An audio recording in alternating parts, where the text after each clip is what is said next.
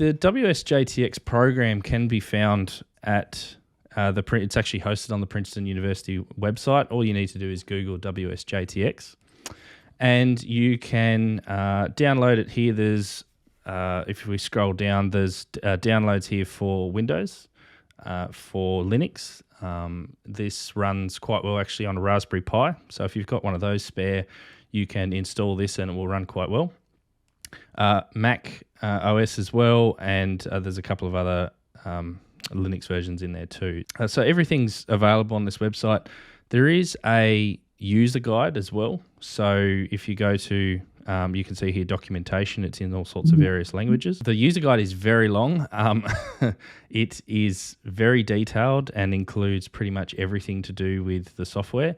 If there's anything that you're not sure about, then consult definitely the user guide, and this will help you to set it up.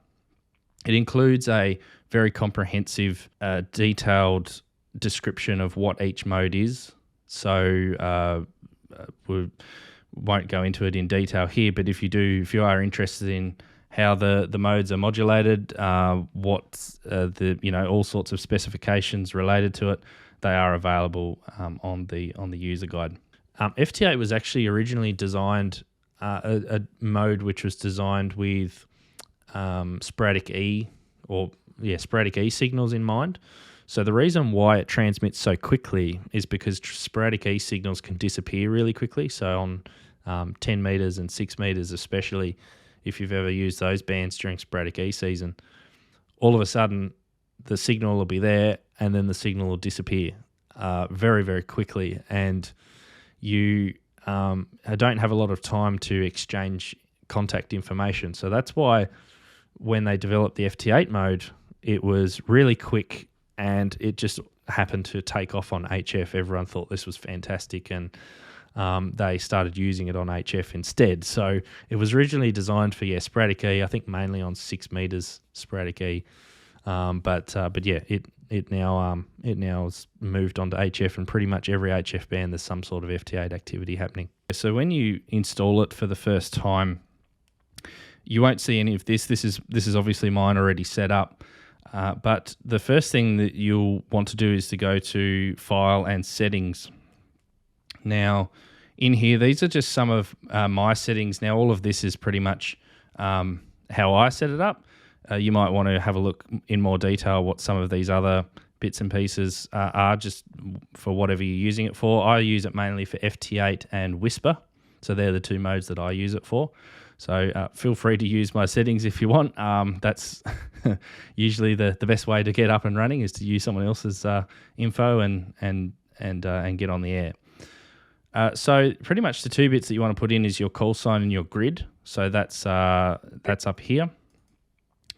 The other important bits of information on this particular page that I find handy is this blank line between decoding periods. So you'll see here that every time a signal is decoded, put that there, so it just splits it up a little bit easier to read. Some of the, I think TX messages to RX frequency window is already checked by default, but do tick this on, because when you transmit, it actually puts what you're transmitting over here in this particular window, so that you know when you're transmitting, and that's very handy to be able to keep track of a QSO. Show DXCC grid and worked before status. This I check on, mainly because you can see here that some of these stations are coloured and some of them aren't. That's to do with for telling me which continents I've worked, which countries I've worked, which stations I've worked, etc. So if you click that on, and we'll go into some of the colours later on as well. Double click on call sets TX enable. So basically what that means is that if you double click on any of these call signs here on the left of the band activity, that will set the radio transmitting. The TX watchdog timer, I usually set this to 5 or 6 minutes, so that if for some reason the software locks up and starts transmitting, after 5 or 6 minutes it'll stop transmitting, so your radio is not constantly transmitting all the time. The next tab is radio. So this one here is going to be dependent on what radio you're running. So I didn't bring it with me, but I actually have a little signal link box. So there's that interfaces to other radios that don't have CAT control. So I've got my ICOM IC7300 here. That's a CAT controlled radio. If you don't have a CAT controlled radio, so if you've got an older style radio, they don't have an inbuilt sound card or CAT control in them. So you need to use an interface box. So I use a Tigertronics Signal Link. Some of you may have seen them before. I'll just bring them up so that it's so that I can show you. Here we go. This is what I'd recommend, is one of these boxes, Signal Link. There's lots of different interfaces that you can get, but this one is the one that I found the easiest to use.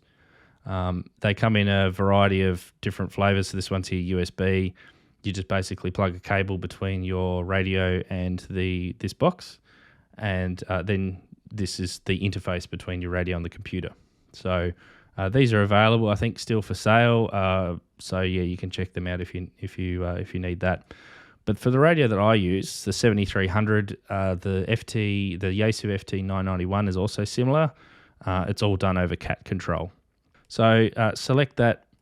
Now, because my radio is connected via USB cable, it creates a virtual COM port. So I've already looked that up, and mine is COM port 4. You can also hover over the COM ports here, and they will show you what the actual COM ports are called. The baud rate is set in the radio. So on mine, I go into the menus and I set the baud rate to 19200. So you basically just need to set that to whatever is set in your radio. For my 7300, I've got 8 data bits, 2 stop bits, no handshake. All of this stuff you can Google to find your settings for your particular radio. CAT control is the way the PTT, the way the radio is keyed. Mode is data packet, because we're using the data packet mode on the radio. So what happens is, as soon as I fire up WSJT-X, the radio will go into the data mode rather than the USB mode, which is for voice. Split operation is set to fake it. So what that will do is that will allow the radio to, rather than using dual VFOs, it will actually adjust the frequency of the radio when it transmits to make sure that your signal's within the pass band of the WSJT-X, the upper sideband pass band, to make sure that your signal is clean and inside that pass band. Under audio, so audio has the input and outputs for your audio. So basically your input is the audio that's coming out of your radio and into your computer. I've got that set to my USB audio codec, which is the one for my 7300. The output excuse me, is to the speakers of the USB audio codec. So that's going from my computer into the radio. Frequencies in here is all the standard frequencies worldwide that are set aside for various modes and regions. So you can see here that these are all added in. A common question I get is on 2 meters here in Australia, I don't think we have a standard FT8 frequency, and the software itself has 144.174, which is not the frequency. I think the most common frequency we use here is 144.320. So if you wanted to add that into the software, you can right click and go insert, and you can add a frequency in here. You can choose what the ARU region is, which just leave it as all if you want. And then you can select what mode for that particular frequency. So yeah, if I wanted 144.320, I'd type that in, change the mode to FT8, hit OK. And now if I went down here to 2 meters, you can see there I've got 144.320 now sitting in my frequency list. So under colors, so this is the bit that I said before under the general tab, the show DXC grid, DXCC grid and worked before status here. So under colors, this sort of supplements it here with the decode. So you can see here, you can tick each color depending on what you actually want to be shown over here on the left side of the band activity. You can also right click and you can change these colors if you like. I haven't really had any need to change them from the default, but you may want to do that. So here you can see, so there's a lot of blue ones here, which is China and Indonesia. So you can see that they're showing up as a new call. So that's because I'm currently on the 20 meter band. I've already worked China and Indonesia and Taiwan here before, but it's saying that that's a new call sign, a new CQ call sign here. So I can work that. So WSJT-X does log your contacts into a file. So it will show what stations you've worked before. You can see some other ones here too, like new continent on the band specifically, a new DXCC. So you can tick or untick these as you wish them, which ones you want to use. On the left hand side here, you can see this bar graph going up and down. This is basically just the audio level that's coming into the program. If you hover over it, it'll tell you basically green's good. If it's red, then you've got too much signal going in, and if it's yellow, then there's not enough. So basically, you just adjust your audio coming in from your radio accordingly. So I set it at about, I think, 50 or something, or actually, what does it say there? 30 dB when there's just noise. On the right-hand side here, this is one part of the program that actually really annoys me, because this is detailed as a power slider. It's actually not really a power slider. It should more be a modulation slider, because it's the amount of audio that you're pumping into your radio.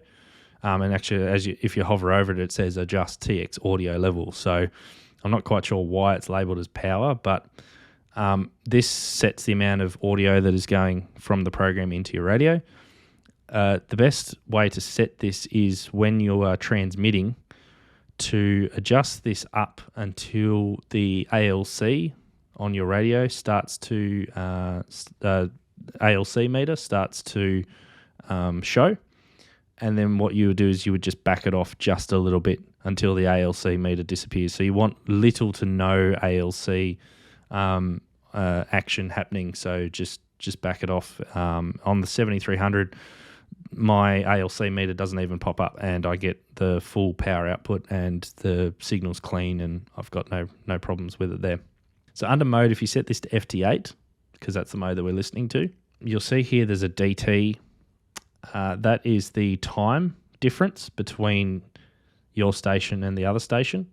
So you want to keep this below 2 seconds, I think. A lot of these are sort of sub 0.2, 0. Well, there's the high one, 0.7, 0.8. So if the timing is too far out between your station and the other station, then you won't decode them, or they won't decode you. So it's a good idea to run a program which constantly updates your timing on your computer. So doing it via the internet is the easiest way. I use a program here called NetTime.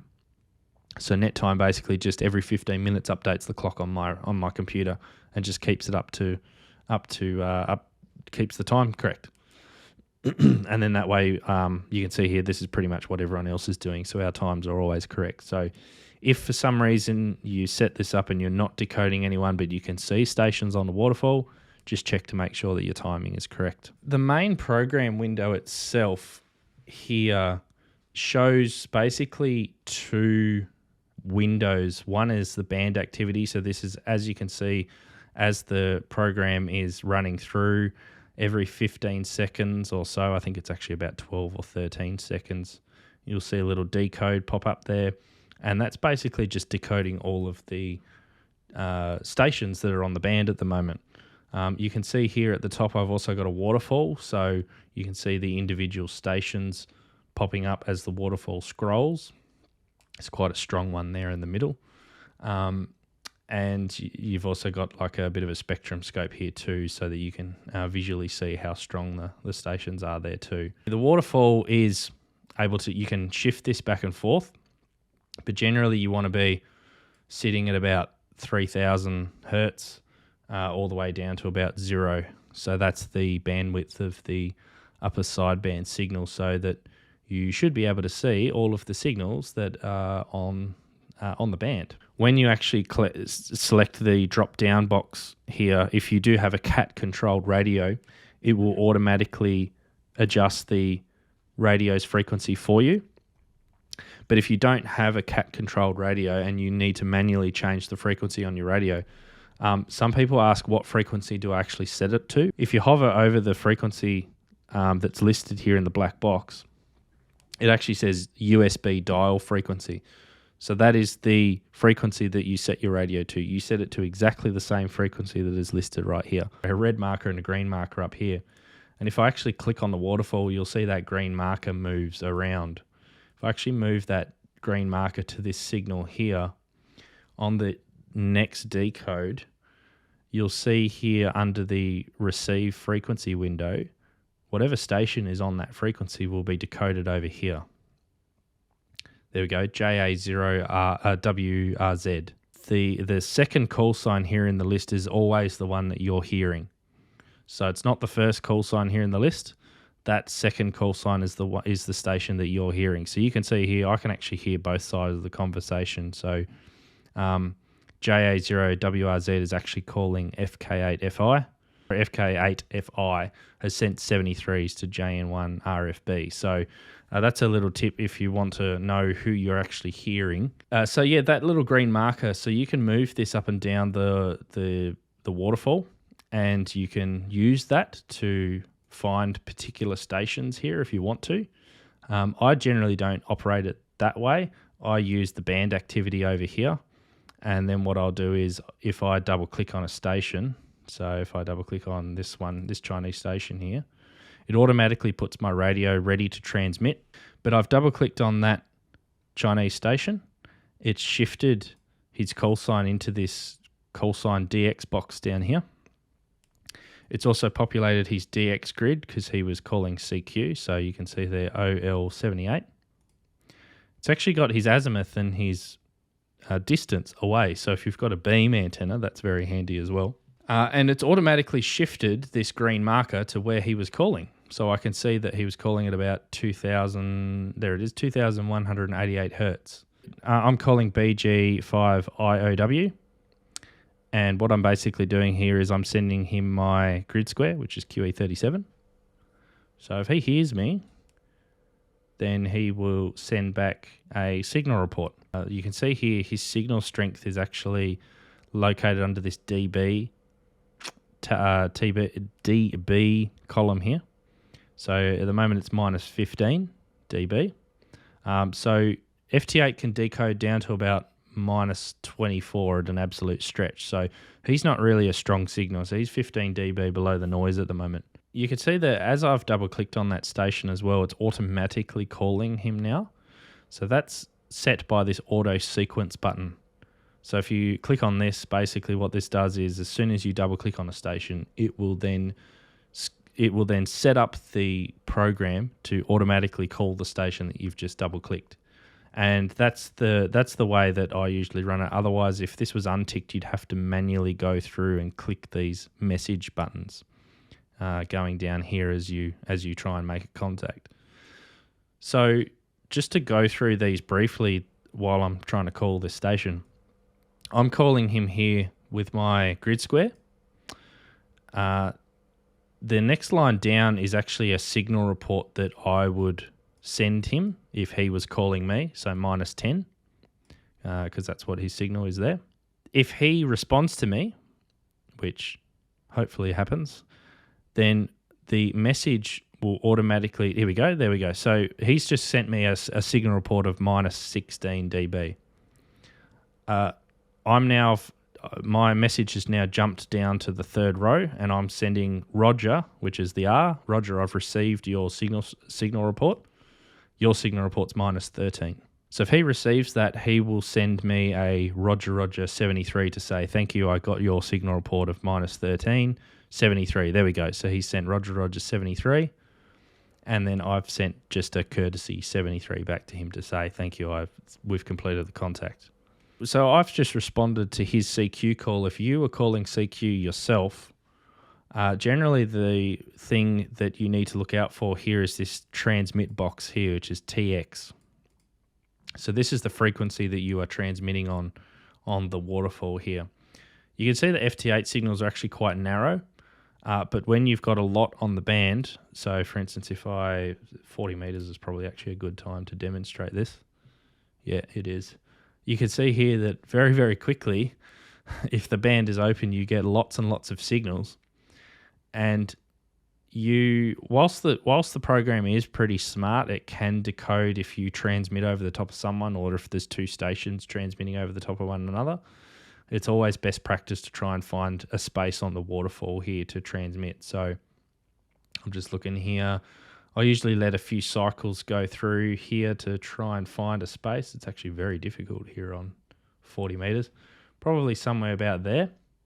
So that's about 1430 hertz. On Windows, you hold down Control and click, and that will move the red marker, and it will also move the green marker. If you just want to move the red marker, then you hold down Shift and click, and that will just move your transmit frequency. You can also manually punch it in down here too, but that can be a little bit slow. So I can put in 1300 in there, and that moves the red marker to. So that's basically where I'm transmitting on the band. TX even / first. So there's two transmission cycles. One is an even transmission cycle, and one is an odd transmission cycle, also known as 1 and 2. On HF, it's not really too much of a. It's not really important because most of the time people just transmit randomly on one or the other. On some of the higher bands, like 6 meters and 2 meters, it's very handy to know that because you don't want to transmit at the same time as someone at the other end's transmitting, because neither of you will hear each other because you're both transmitting at the same time. Configurations is one thing which I think everyone should use if you use multiple modes. So as I said, I use FT8 and Whisper. You might want to use, say, FT8, FT4, and maybe JT65, depending on what you want to do. So what I do is I actually create different configurations here based upon what I'm running. So this is my FT8 configuration, and the main thing really is the waterfall. So you can see here I've got these waterfall settings set here with these sliders, and this is just how I like to see my waterfall. If I go to my Whisper configuration and I switch to that, the program actually shuts down and starts up again in my Whisper configuration. And, it's throwing an error at the moment. But you can see that my waterfall is actually different. It's only 1200 to 1800 wide. There's a couple of bits in here that are slightly different. The waterfall arrows here I've got set differently. I'd recommend, if you want to use different modes, to just create a configuration for the particular mode that you want to use. And that way it's easy to switch between the two rather than changing the mode, changing the waterfall, adjusting all the settings every single time. So a lot of people don't like FT8 mainly because it's connecting computer to, I think the term is computer to computer communication, and there's no sort of operators doing anything apart from just clicking a couple of buttons.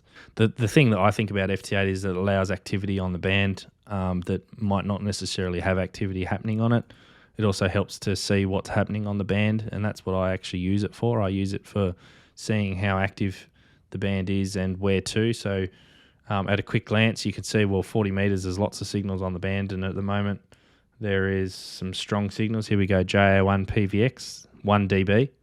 I could probably say that I might hear some JAs on SSB if this dB meter was up at around, plus 10 or something like that. So at a quick glance, I can see where the band's open, and even when you think the band's dead, you've still got signals there and you can still get on the air. As I mentioned, I do use FT8 for receiving and transmitting signals and finding out when the band is actually open. Under File and Settings, and we'll go back to this reporting tab here. So there's a couple of bits of pieces here that I recommend you turn on, and the first one is Enable PSK Reporter Spotting. So what that does is, every time you receive a signal through here, you could see, it sends that data over the internet to the PSK Reporter website. And then that way you can go to the PSK Reporter website and you can see all the stations that you're hearing. You can see all the stations that your that are being heard by your country, and there's other filters that you can apply as well. But if you tick this, it greatly helps a lot of spotting and alert programs and DX clusters and stuff to be able to use the information that you're hearing to send out to the internet. So you can see there, a reverse beacon basically is what it is. In regards to PSK Reporter, and this is what PSK Reporter looks like. If you go to pskreporter.info/pskmap.html, it brings up an interactive map here that you can drag along, and you can see all the stations that are currently being heard or are active on the band. So at the moment, the filter that I've got set is on 20 meters, show signals sent and received by the country of the call sign, VK7HH. So what that means is this is showing all of the signals that are being heard and sent on 20 meters by any station in Australia. So you can see there is a lot of lines here between Australia and Japan and China. On FT8, you can select other modes, but FT8 is what I've selected here. And the filter is the last 15 minutes because the filter is so low, because if you go any higher, that is a lot of information to be able to, and a lot of lines to be able to draw. So you probably wouldn't see much on the map. You can narrow this down. So if I wanted to just see the signals that I was receiving, I would change this from the country of call sign to the call sign, which is mine. Hit go. And these are all of the stations that I am currently hearing on FT8. So if I hover over them, it draws a little line, and you can see down the bottom left-hand corner there's some more information. It gives you the call sign, the bearing, the location, the time. You get the same information if you click on the particular station as well. I usually use this for 6 meters because 6 meters is my favorite band. And during the summer, you get lots of 6 meter activity. In actual fact, there we go. We've got some 6 meter activity happening at the moment between VK4BLK and VK4FP. They look like they're getting through to JA.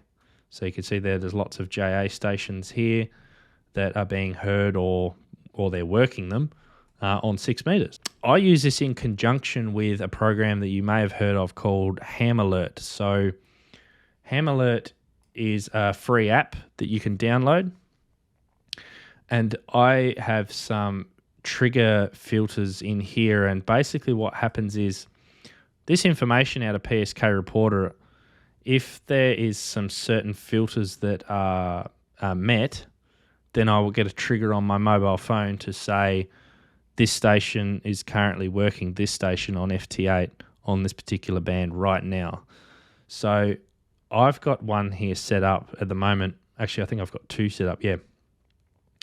I've got anything on 6 meters between North America and South America, and the spotter DXCC, which I think 150 and 170 is Australia or New Zealand, then it will send me an alert. So I get alerts on my phone randomly sometimes that a New Zealand station or an Australian station is currently being heard in the United States. Sorry, not the United States, North America or South America, because they're the 2 continents that I want to work on 6 meters.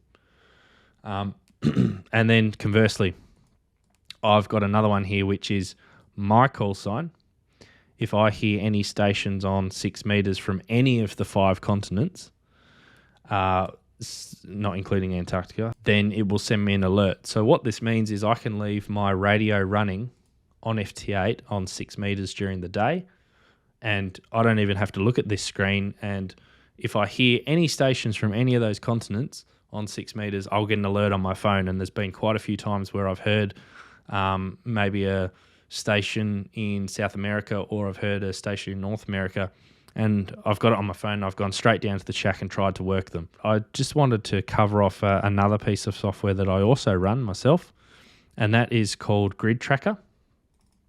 So GridTracker is available here at gridtracker.org. What this is this is a visual map of stations that you're working currently in real time. This is showing all of the stations that I'm currently hearing on 40 meters in real time on my setup here at the moment. So this is similar to PSK Reporter. PSK Reporter is more of a spots that have already been uploaded, whereas GridTracker is real time type stuff. What I'm hearing right now from the program. So I won't go into how you set up GridTracker. It's relatively easy.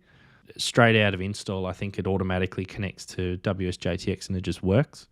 I've customized some of the maps here and things to make it a little bit easier for what I want to use it for.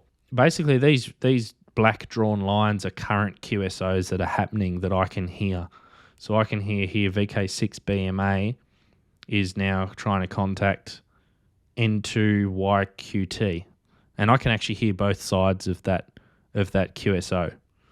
So that's what those red lines are. These blank ones here with no lines on them, they're just stations that I can hear, and I might only hear one side of the conversation. But the black lines are actually QSOs that I can hear basically in real time. So this is another good way of telling where the band's open to a particular part of the world. Now let's call a station. Let's call that one. You'll see here that I've got a red line now between my station and the station that I'm calling, which happens to be in, if I zoom up here, in Washington State, Seattle. It is in its name. It's a GridTracker.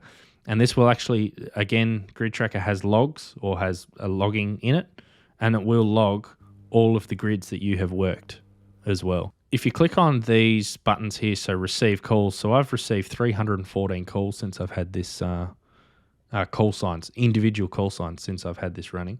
If you click on that, that'll actually give you all of the call signs that you've heard and how long ago you heard them. So you can see there's a lot there. It'll also give you how many call signs from the particular DXCC.